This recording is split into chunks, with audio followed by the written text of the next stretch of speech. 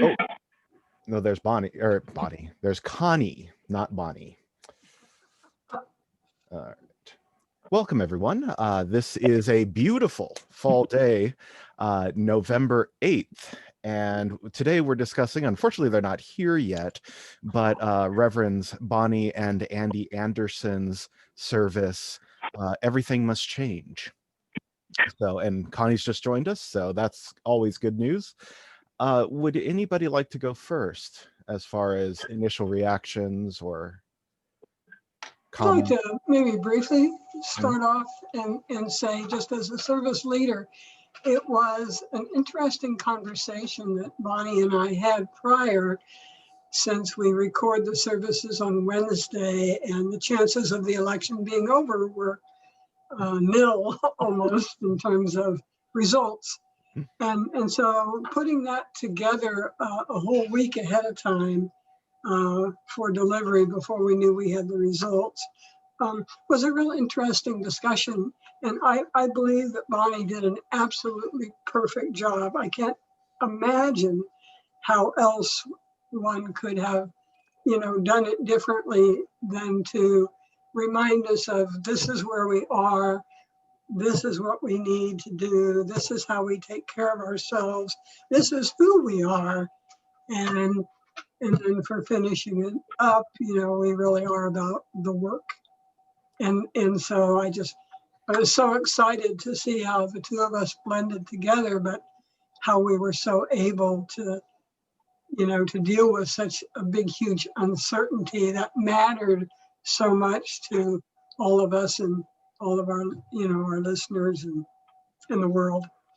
Yeah.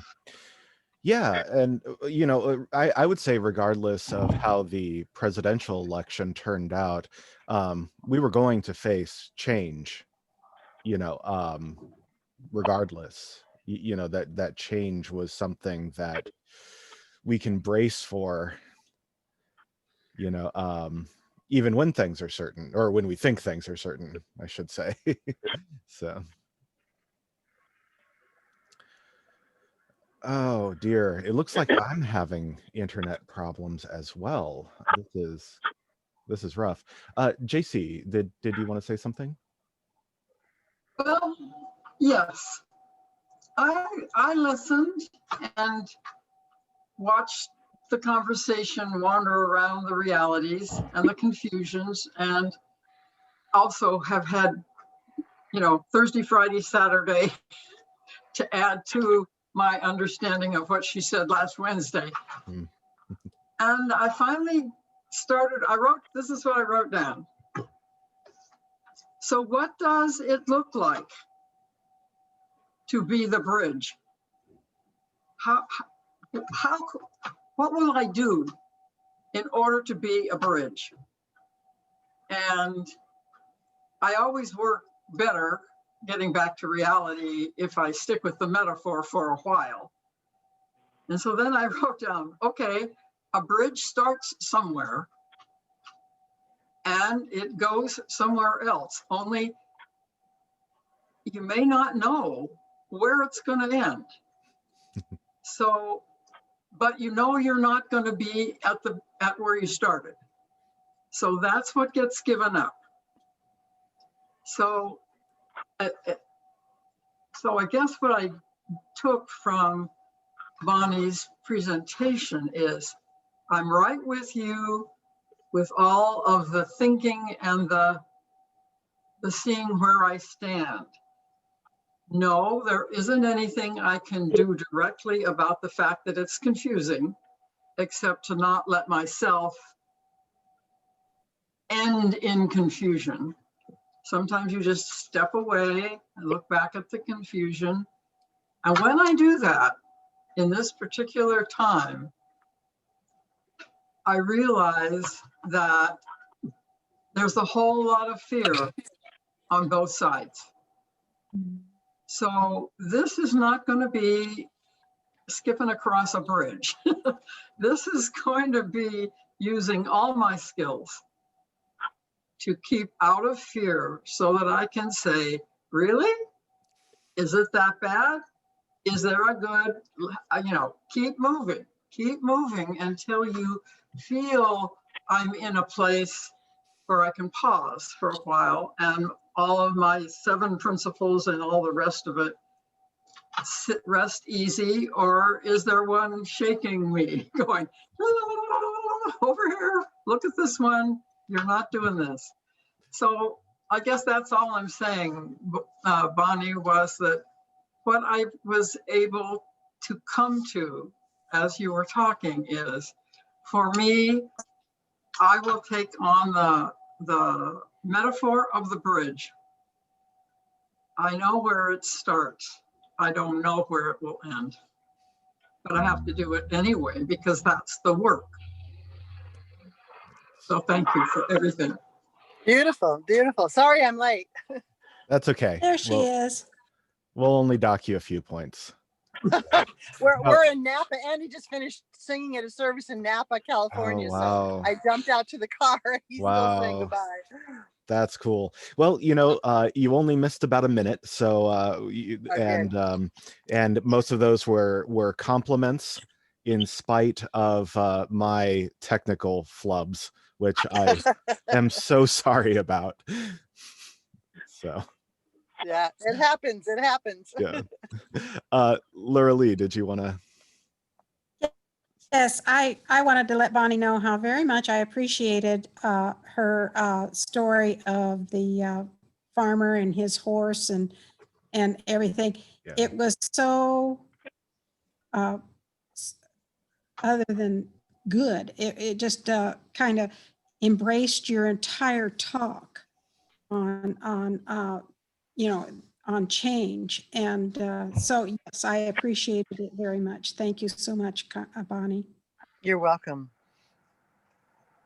Yeah, that story, there's a handful of stories that we always come back to as a congregation, and that's certainly one of them. And it's been told many times, hasn't it? It has, but it's such an important story. It's like the lesson is so valuable. So Unitarian. yeah. Well, Bonnie, I guess maybe if you don't mind, maybe you could speak a little bit about how change, like if you don't mind sharing how change has affected major milestones in your life, right? Like what led you to this philosophy that you spoke on. It's kind of hard to pinpoint it, but it's I'm someone that likes to hold on to things, and even if once they stop working, at least I used to be more so, and it creates a lot of pain when you do that. It's almost there's Michael Beckwith says that the pain pushes until the vision calls, and so when you try to hold things onto things with an iron fist, it becomes more and more painful. And I created pain in my own life by not being able to change and let go. And so I think that for me, that has embraced change. That has allowed me to open up to change, to just loosening my grip, so that I can allow the natural flow of change to happen, because change is natural. Hanging on is unnatural, and change, that the flow of the universe is what's natural. And when I fight against that, my life becomes more difficult. And sometimes change is tough, but once you do it, things start to flow better. And it's sort of like us giving up the church in Roseburg. We loved being there, but it was time. We were being called to something else, and we hung on. And finally, at some point, we just had the courage to let go, because it does take courage to surrender to the higher good sometimes. And when we found the courage to let go, we found a lot of freedom. Yeah, and especially since that was a church that you really, the two of you built. No, actually, Marcia Pierce built it. We didn't build it. We stepped into it, but we loved it. It was very important to us, but we just kept getting called to something else. And so it was a challenge to let go. Right. But the congregation that was coming, were coming for you. The Yeah, two of well, you, yeah. it changes too, you know, Yeah. the people that, yeah, congregation, when you change a minister, the congregations changes too. You're right. So that happened. Yeah. Yeah. Yeah. And even just leaving our family in California to come to Roseburg was a huge risk and a change for us. You know, at 50 years old, we never thought we'd be selling our home and moving to Oregon. And so that was a big change too. So there have been times in our lives when we took that leap, and it's not easy, but when the change is brewing in you, it gets more and more difficult. It's that, like that quote, when it gets too difficult to be the bud, the flower blossoms. So. That's good. Great. Who's next? Yeah, Glennis. Well, as you were speaking, I kept going back a few weeks to Dennis Reynolds' message of changes and how things, ebb and flow. You might be happy, really happy one day, and then something will crash you or whatever. So what brings that to me, that brings up the being in the spirit of gratitude for the times that we are enjoying. And then I've been through a horrendous change in the last few months, and it turned out great. So the idea is to not be afraid of change, but embrace and live in the day. And that's what I'm thinking. That's great. That's so true. Mm-hmm. Never take happiness for granted or anything else. Just be in that moment, enjoy that moment. It might not be there then. And celebrate it. Right. Yes. Yeah. I like that. Well, and maybe we could open up the conversation to, if you feel comfortable talking about it, changes that were difficult for you, but you grew from, and because I have a feeling that everybody in here probably has a rich history on that subject. I can start off. Yes. I went through a very painful breakup last spring, and I wound up having to quickly find myself a home. And it turns out that I now own my own home. It is a manufactured home, yes, but it's mine.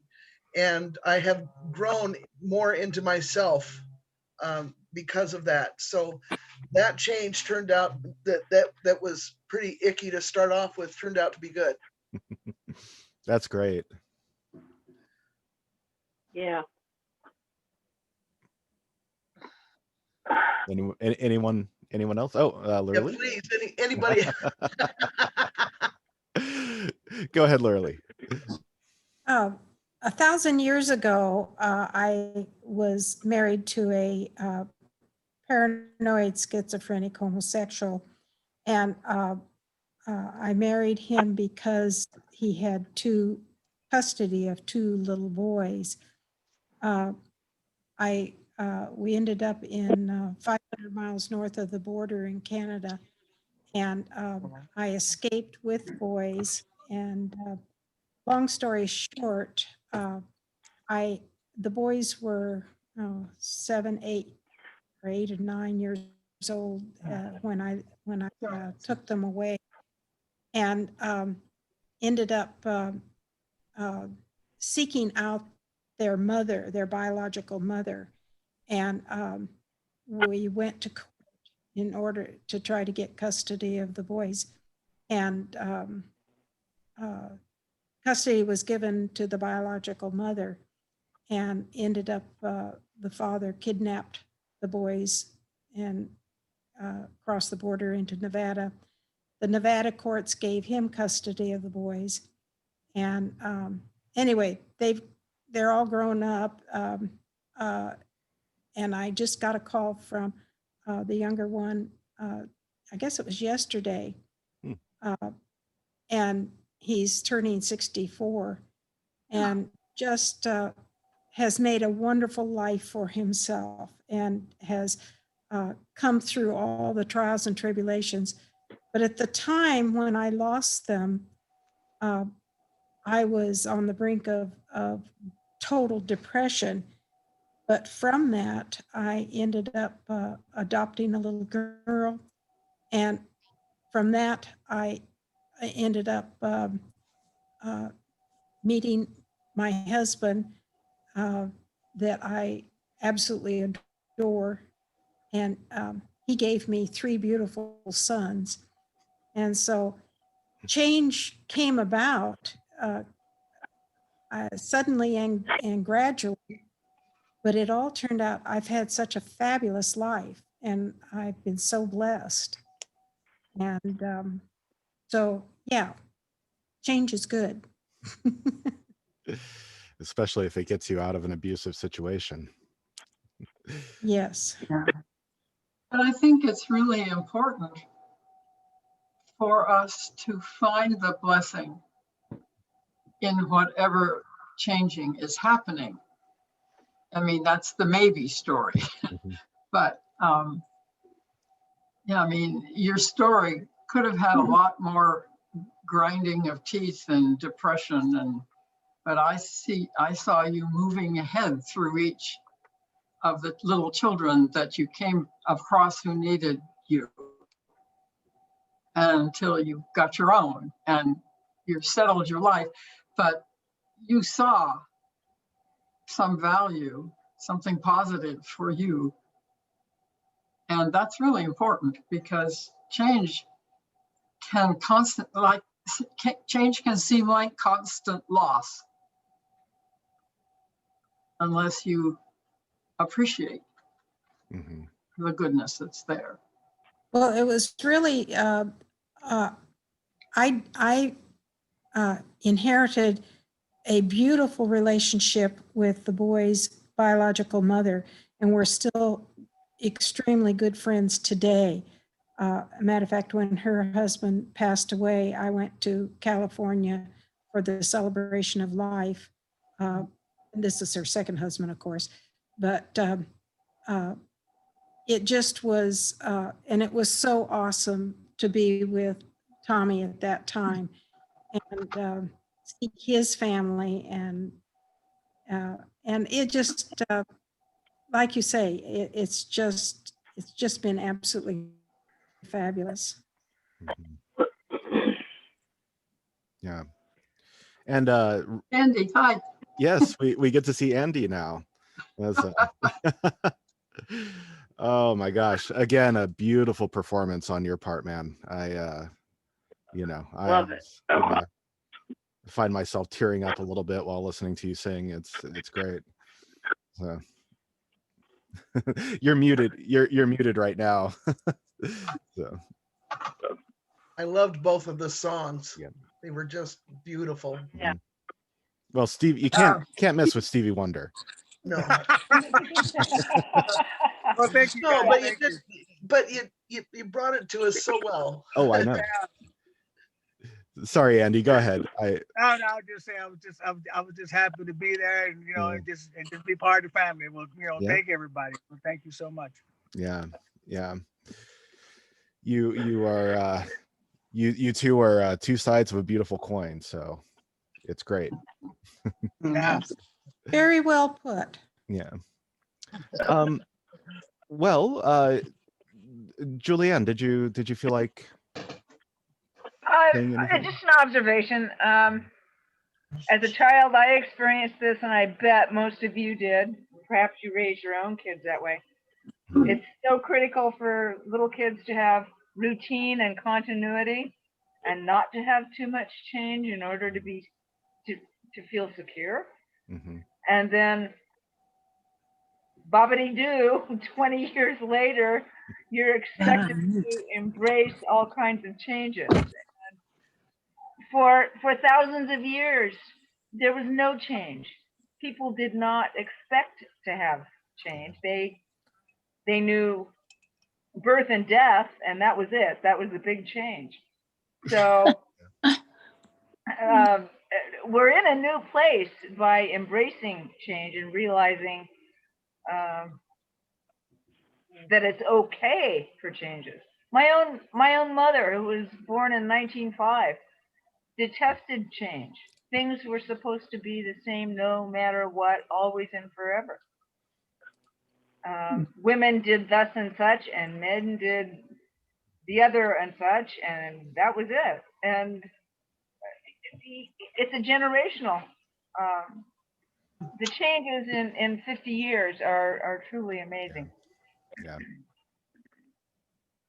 Yeah. Bonnie, did you want to say something to that, or?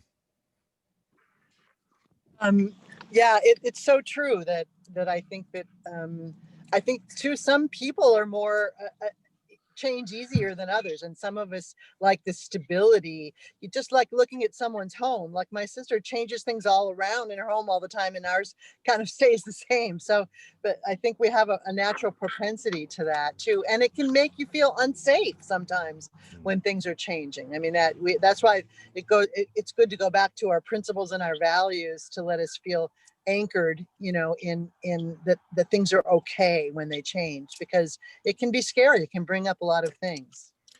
Well, and one of the things that really punctuates Julianne's point is, you know, we call the Dark Ages not because of, you know, anything that's terribly derogatory, but because within, like, say, like a 200 or 300 year span, if you were to pluck somebody from, say, like 1250 and pop them back to 850, the world would not look all that different, right?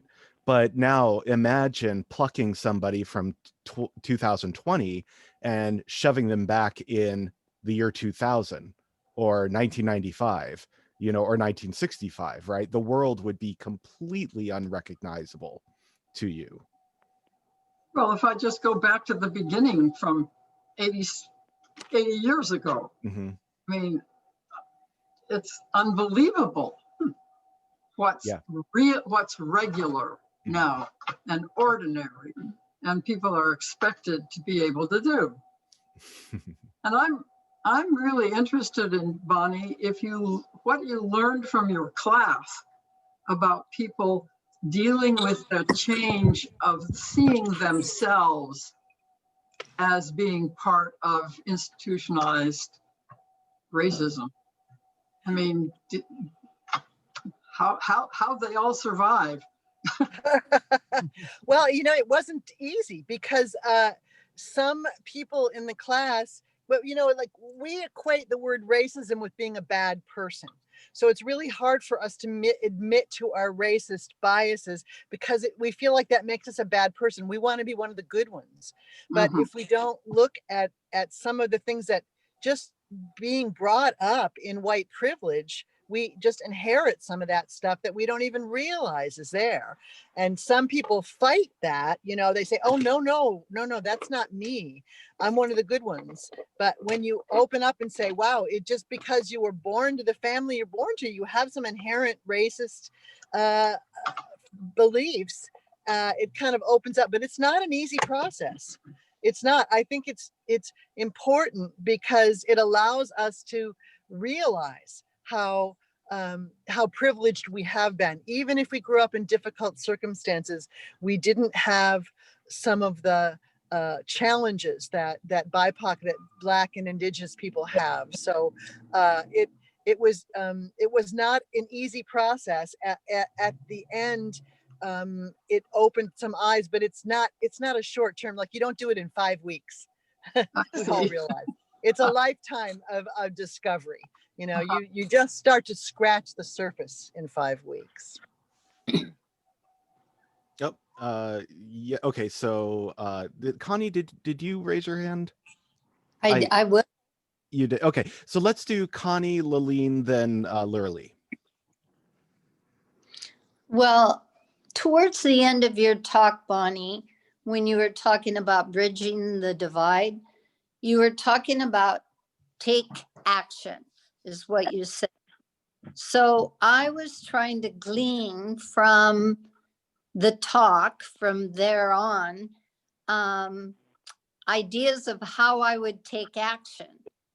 And so that triggered a whole, could take up a whole conversation of how one takes action to bridge that divide. But one of the things that you said that I think is really important is to not add further to the divide. And I think a lot of us need ideas about how we would do that. That's number one. And number two came from GC when she said, find the blessing in the change. And I wish someone had said that to me 4 years ago.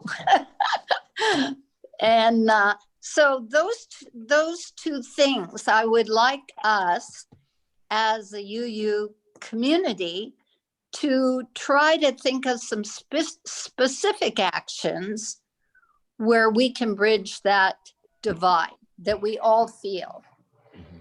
That's beautiful. I agree. Yeah, that's great. And it really happens in community too. It's so much easier if you have support than trying to do it alone. But where you said to not add further to the division, I think we all need feedback and specifics. For example, when people send me texts or messages and somebody has a Trump doll and they're stepping on its head or whatever, I think that we need to stand up and not participate in those kinds of things anymore. I think enough is enough, and on both sides. And so that's what I'm going to take from your talk is I need to make a list of actions for myself. Yeah. Beautiful. Beautiful. Thank you. Yeah. Laleen. Connie, I think I can help with that a little bit. I'm looking toward the coming AEO and beyond season, which, as you know, usually starts in the fall. And earlier, Bonnie and I and a number of others in the community had talked about doing a whole series for the greater Roseburg community on issues of white privilege, racism, societal limitations, just the whole range. And Bonnie's agreed to work with me on doing a couple of things and maybe even a repeat of her first for another audience. What I'd like to see us do is a whole series, and I've talked with Michael about it, and he's into interviewing ministers from some of the other congregations so that we can begin to see if by using YouTube, we can upload a whole series combination of works that other people are doing around the country that are available to us on YouTube. Individual conversations and interviews with different ministers that Michael's going to take on, various discussion groups among ministers. So not one-on-one, but among ministers in different congregations. And then a variety of different kinds of workshops about how we can, in our America, and that brings me back to those signs that I was advertising, that were available to people if they would just put them in their yards, but not next to any political sign. I still have some, but they're all about what we would like to see in our community. And so I'm hoping that now that the website copy is all written, website's not finished, but copy is done. But now I really want to put some energy into starting to launch, that program and drawing in as many people with their ideas as are available. So as you're putting on your thinking, changes, you're thinking ideas about changes and come up with something, don't hesitate to jot it down, send it in to me. I'll be kind of a filtering house, or you can address Bonnie if it's something you think directly affects her. But just know that I really see our congregation as in a place because of our principles and because of our beliefs, to really provide some leadership for anyone who's interested in doing so. I've also talked extensively with Blue Zones folks. They're willing to work with us, and they're willing to go into all of the Blue Zone approved organizations, businesses, et cetera, and try to get them to sign an agreement. Part of the agreement that we signed when we became a Blue Zone church about discrimination and change and things that they can do within their businesses or their restaurants or their own communities. So hopefully, over the next year or so, maybe we can really begin to see signs of change. And anytime you see something like a sign going up, take a minute to thank that person for putting something positive up, or if it's in a business, the same thing. I guess for me, I think I've said this before on other occasions, that I don't ever see an opportunity for change not to happen. And I have learned from experience from the earliest of my years that change always means something better is happening. Whether that starts with running away from your father in the middle of the night because he's an abusive, alcoholic person, that's big time change, And so from there on, whenever a change happened, I always figured, well, it's going to be new, it's going to be something different. And so my life has been about embracing all kinds of changes and learning all kinds of things. And I would just encourage people as a start here point to do what was said a couple of minutes ago. Look at the changes in your own life. And maybe this is a really good time to reevaluate those and what positive came out of it. But more importantly, how did you grow from it? How has your life really, been a more positive experience because you went through this thing? Yeah. So that's always a good start here point. Yeah. That's, and I think we're all looking forward to getting started on some new neat media projects. Bonnie, did you want to respond to that at all, or Andy?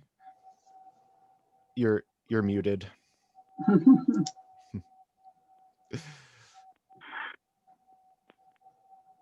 No, it's very well said, and I appreciate the idea of just figuring out ways figuring out ways that we can just not do more harm, and then up level from that.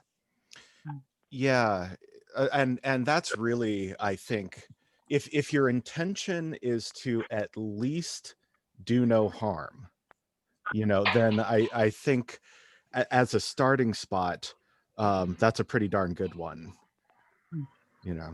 Laura Lee, you had your hand up. Yes, this is kind of off topic, but I got a text message from Paul, and he said he cannot stay connected to the meeting. Yeah. Getting booted off. We are being bombarded by a huge solar storm this weekend, and obviously it is affecting satellites and reception. Oh, He said, crazy. "I'll watch the discussion when it hits YouTube. Please give everyone my apologies. Thanks." Oh, that was sweet of him. Yeah. And Bonnie, I've been so terrible. I've been wanting to get you in for an interview. But I'm kind of glad that I've been as awful at contacting you as I have, because now that you've given this talk, I think there'll be fertile discussion to be had on some of these things. For most of you, that I fall kind of on the opposite end of the critical race theory debate. I personally do not find critical race theory to have the kind of explanatory power that we think it does, so therefore ideas like white privilege, white fragility, systemic racism, all of those things, I'm not sold on those ideas that they are legitimately capable of explaining the situation that our country's in. So I now I will get on the ball, and maybe we can schedule some time to just hash it out for an hour. Oh, that'd be fun. Yeah. I don't know if it'd be fun, but it would be interesting. Yeah. JC, I see your hand. Hey, Connie, thank you for going a little bit further in how to decide what action looks like. And I thought to myself,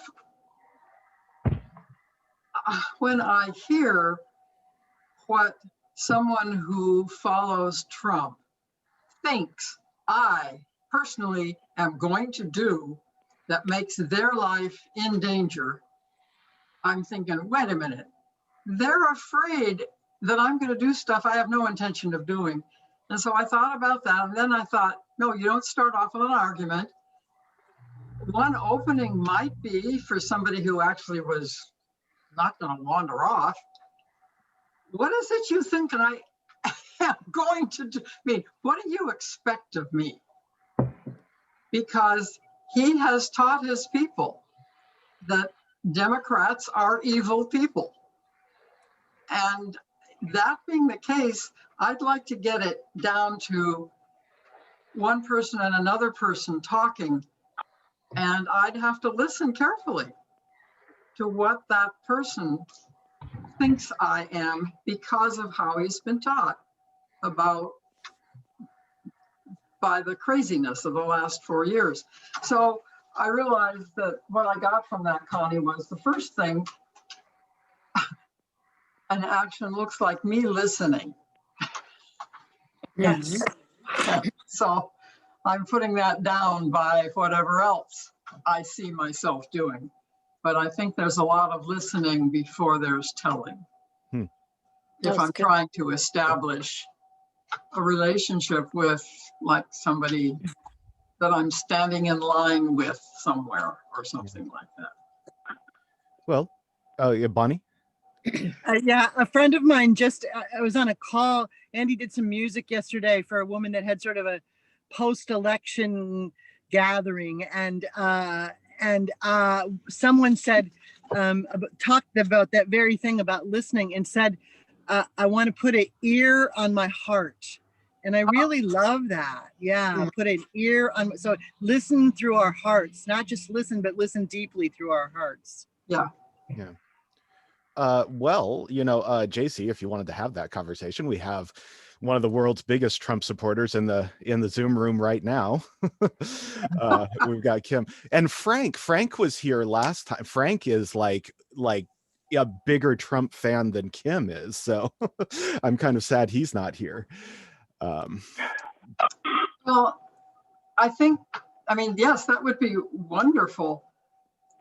My sense of Kim has been part of our group for such a long time that I really would have to listen because I really am not afraid of her. Oh my God. Wait. Okay. Now in the interest, right, of doing no harm, I think it would be a big mistake to assume that we know what any other group thinks. Right. I think so. Right. So if you, but JC, if you say things like, what they expect of me, what they expect me to do, and then you can't name the things that you think they expect you to do, right? Well, you're right, because I have not been listening when I'm told on the TV what they accuse the Democrats of. So that first, I'll just listen and find out that sort of thing. I'll stop talking around you, Kim. Do you want to give 2 cents? I thought Democrats were crazy before Trump came around. So Trump had nothing to... The reason why I'm a Trump supporter is because both Democrat and Republican, they always danced around questions when asked. And I'm like, well, how am I supposed to make a decision on that? I already couldn't stand Hillary at the time. And Trump gets up there and actually says stuff that made sense to me. And I actually agreed with him. And that's why I was a supportive of him. So it has nothing to do with Democrats being bad versus Republicans being good. It has to do with Trump said stuff and actually has been doing them for the past 4 years of things that I agree with. And as far as Republicans hating Democrats and all this stuff, I find that a lot of Democrats are fine with you until you disagree with them. And then they start calling you names and I have to look them up to see what they mean. And they're not nice names. And I'm like, well, gee whiz, I just had an opinion. And I respect everybody's opinion, regardless if I like it or not, you know, because we live in a free country where we can say what we want. So it seems like we're getting away from that. So, you know. Yeah, I don't know what else to say. I can understand that. I mean, and so I guess I wouldn't want to make my first foray into finding where the bridge, where the bridge might end up. But sometime when I'm really with you, Kim, I would like to know what the things are that he has done that you feel are making your life better. And I'm sure at that point we will be in opinion, because I will have look at things from the point of view of my life and you will look at them from the point of view of your life. And probably we will come to something that we realize the world is big enough for both of us. At least that's what I would imagine. However, on the other hand, in another point of view, I feel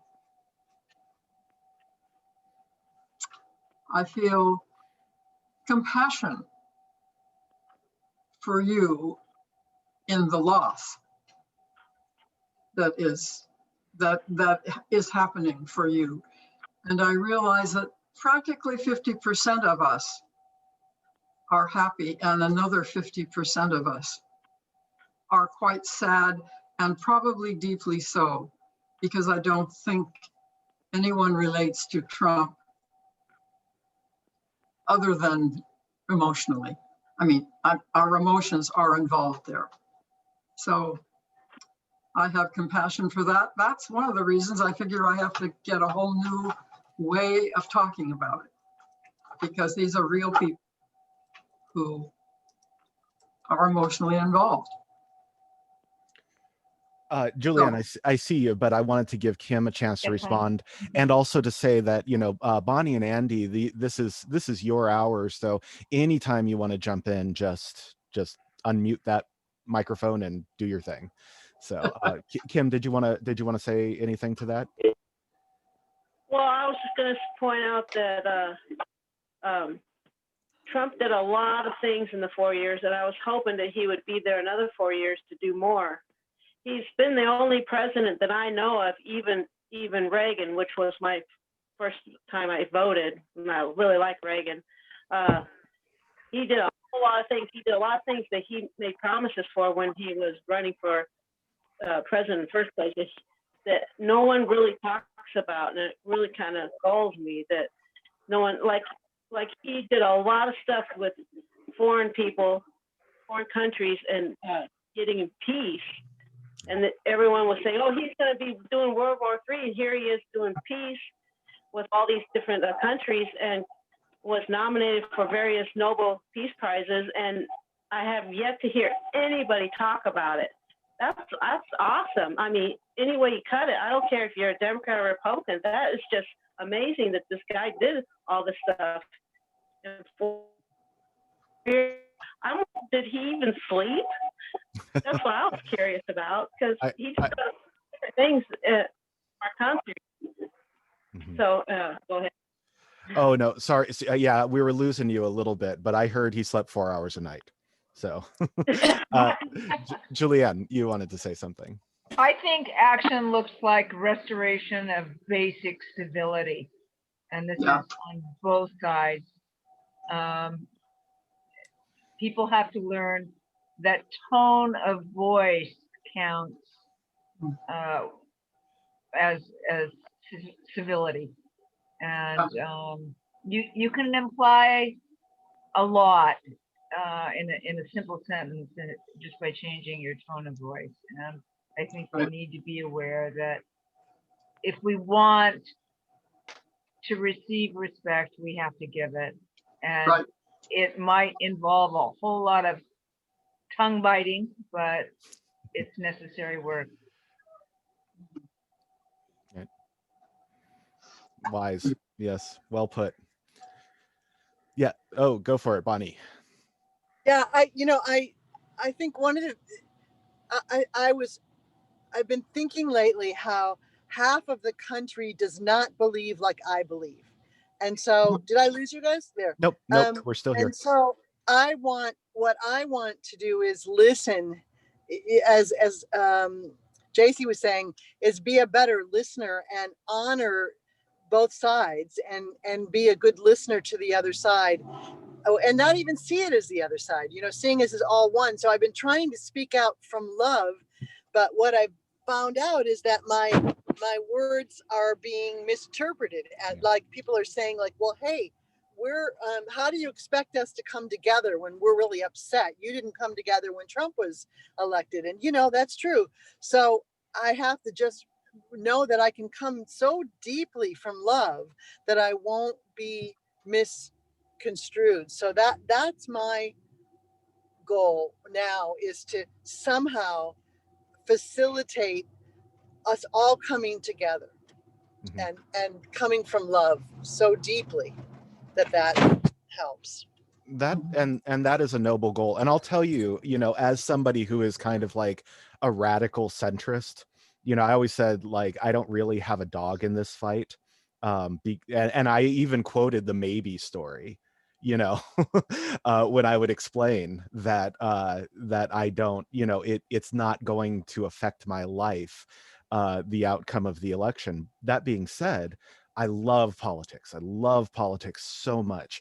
And I love to talk about it. And I love to, so I can very easily steelman a leftist, Democratic Party point of view if I'm talking to a Republican. Kim knows this really well, right? Because I get to practice on her.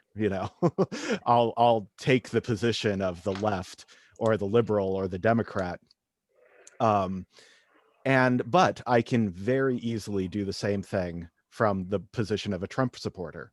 I know all of the arguments really, really well, and that is something that unfortunately I find is rather unique. People don't seek out the other point of view. And maybe we can start doing that.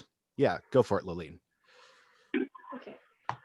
I think for me, some of the difficulty in having conversations comes from a way that I don't know that I was raised, but I'm sure I was, because I got a lot of good things from my mom. But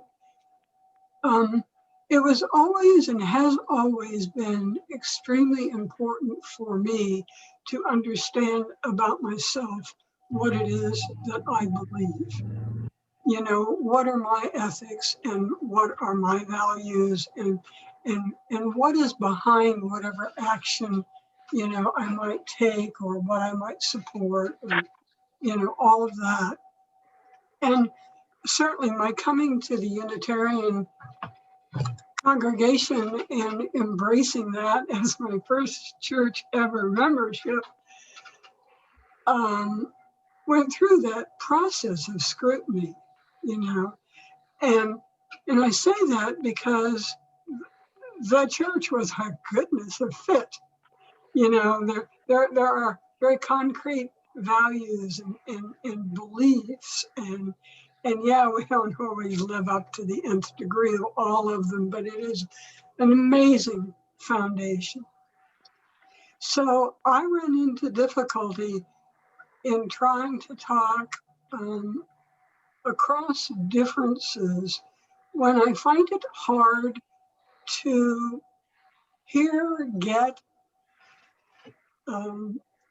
ask another person to share with me what it is that they believe, and what's the foundation on which they would make political decisions, or want to see legislation passed, or want to see the government participate in X, Y, or Z, or how they feel about how people live together within our country, or how we live and relate to other countries, of the world, and what that local, what that national, what that world view is, and what kind of beliefs is that based on.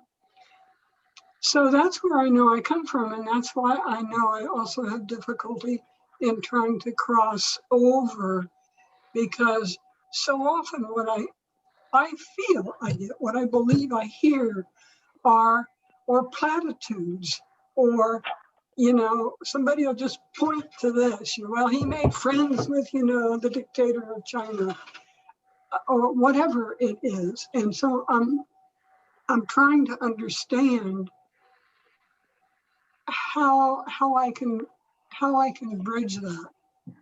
I'm being called a communist or a socialist, and our current president has begun a relationship with the Chinese and with Russians. How do we fit that in? You understand what I'm saying? So I got to work that out. I got to work that out for me. If it's making social conversation, if it's trying to encourage another person, just to relate to me, that's one thing. But when you get down into the nitty gritties of, what someone does, I find that hard. I mean, I can do that with Reagan. I know what Reagan believed in, and what were many of the things that he did were incredibly positive for this country. But I don't see that, and I can't find that, currently. So it's going to be difficult for me. I just need to say that. Yeah. Okay. So there's a lot of hands that went up, but we haven't heard from Joanne yet, and she raised her hand. So This morning when I read the newspaper, it said a lady was in the newspaper with her sign, and it said, "No masks, keep our guns, be aware of China." And I understand that we all have pros and cons. It's what we're all about. This is how this country was made. So for me, what I've come to at this point in time is listen to the other person, be respectful, be open, let them have their say, and let me have my say. But always be respectful. And then what's coming to mind, and I don't know if it's applicable or not, but what it is what I dislike in another person, I see in me. Yep. You become what you hate. It's and to learn from it. It's very true. Julianne, you raised your hand. A quick comment. JC may remember this. When I was participating in NVC, we used a text called Connecting Across Differences. Yeah. And it was a great read, and it had some very good tips. That's true. We should maybe dig the outline out. Glennis. I actually have been talking to people that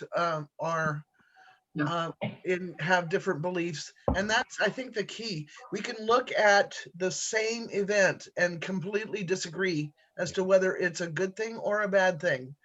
And so I think that's what we have to reconcile, is that why does that person believe that this is such a great thing that happened, and the other, you know what I'm getting at? I don't know if I can explain it well. No, you're great. Yeah, actually, I wanted to do that as a possible subject for next service that I would give, is how people are able to witness the same event and come to wildly different conclusions. It's absolutely incredible. So we've got just a couple of minutes left. Does anybody have anything? Well, Any final? I took to heart that I wasn't able to say anything when I was speaking of possibly talking with Kim. So I finally wrote things down and I realized, I really do believe in supporting immigration. I do understand. I am a mask wearer. I have kept myself away. I have really strong positions on some of the things that Trump had a different message from me. So, oh, we're not going to solve this in 2 minutes. No, so I'm just saying, yes, when I get down to looking at what it is I believe, I realize it will be a long bridge, but it's worth doing, you know? I mean, I lived on the floating bridge across Lake Washington most of my childhood, so I understand that bridges can have both ends. Yeah. A conversation worth having, I agree. Well, we are at the tail end of our discussion here. I wonder if Bonnie, if you wouldn't mind sending us off with a closing thought. Just, you know, I'm inspired by all of the intelligent and interesting discussion that's happening among, you know, your community, and the way that issues are looked at in a serious and thoughtful way. And it's very inspiring that we all, you know, we all have the same needs, no matter what side of the political spectrum we're on. We all want to have happy families. We all want to have enough food on the table. We want to have freedom and joy and happiness in our lives. And so personally for me, I want to remember that we have more in common than we do in our differences. Yes. Yes. Completely agree. Yeah. All right. Well, thank you, Reverends Bonnie and Andy. It's always a pleasure to have you here, and we're looking forward to your next talk, whenever that may be. And for anybody watching, please join us again next week, same time. So, thank you, Michael. take care, Thank you. everyone. Thanks, everybody. Bye.